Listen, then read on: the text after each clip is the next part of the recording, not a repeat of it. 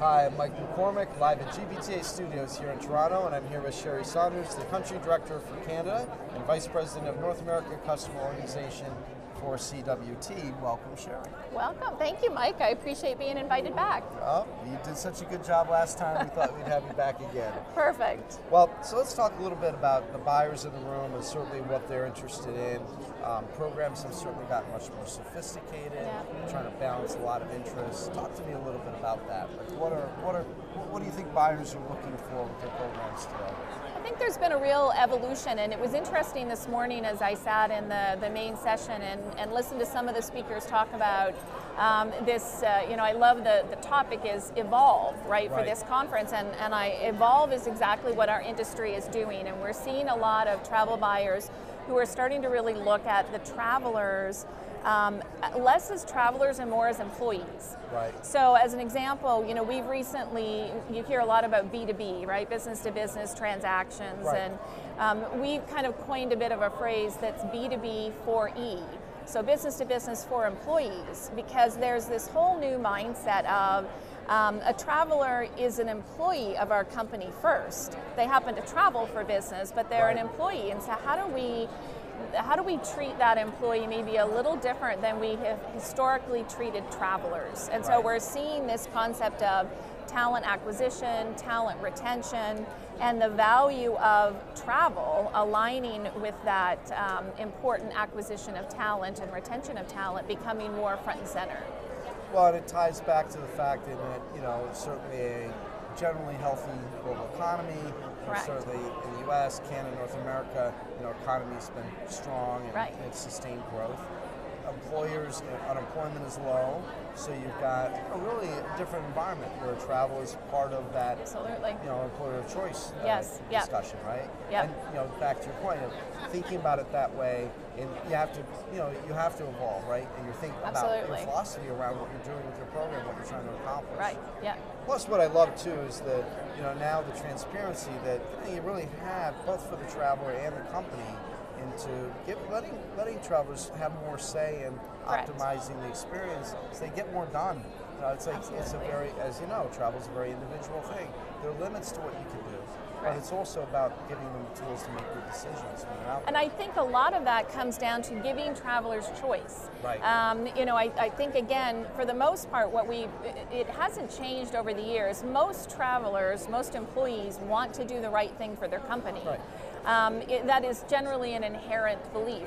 And so it really now comes down to giving as much choice to your travelers, to your employee population as possible, while still managing your cost. Cost management will never go away, but how do you then balance cost management with, and I think it was said this morning from the main stage, EBITDA performance, right? How do you align the business mindset of what that employee and that traveler is bringing overall to the organization as opposed to just that single transaction?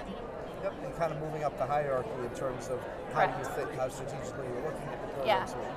And again, it's having years of some good sustained economic environment that allows everybody to do that. Absolutely. Right? And I think we're starting to see policies change.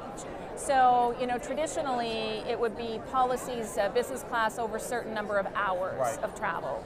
We're really starting to see companies look at the type of traveler, the type of employee, why they're traveling, right? So you may be perfectly fine to have somebody travel business class for a 3-hour flight if they're about to deliver a sales presentation to the largest prospect opportunity that you have on the table, as opposed to saying, well, it's 3 hours, therefore you don't qualify for business class.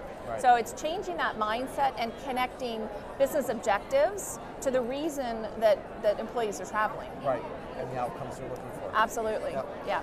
So, we're certainly in this hyper-connected world. Yes. How is that affecting both the traveler experience, but also for the buyers, how they have to do programs? Yeah, I think mobility is core now. We talk a lot about mobility in the last number of years. You have to have a mobile strategy. There's just no two ways about it. And you really should be, if you're not actively promoting and managing that, that's a missed opportunity. So I would say that's table stakes now. We're now moving into AI, messaging, the integration of chatbots with human capital. Are becoming just again very much the DNA of how it's the DNA of the world, not just the travel industry. And so again, I think last year you and I talked a lot about the consumerization of our industry. It is full speed ahead. And a lot of fronts, the things I think that we've been all talking about for years, kind of all arrived. Absolutely. And now it's the real mainstream implementation of all this that was really just a concept not that many years ago. Right, exactly. I loved, Kaylin made the comment this morning about taking risk. And how they had to take risk relative to where they were, in 2009. But even in a good economy as the one that we're sitting in now, I think our industry is about taking a bit of risk. I think transformation is about some risk, and so I would counsel travel managers, travel buyers, to not be afraid to take some risk. Right now is the time to do that. I mean, take some calculated risk. But try new things. Our industry is a lot about test and learn right now, and those that embrace that concept have a tendency to come out with stronger programs for their employees. Better adoption. Absolutely. Yep. Well, great, terrific insights. Thank you. Interesting times as always. For sure, absolutely. Look forward to talking again next year. Sounds good. And we'll see where we stand. That's perfect. Happy to do it. Thank you, Sherry. Thanks, Mike. And I'm Mike McCormick, live from GBTA Studios here in Toronto.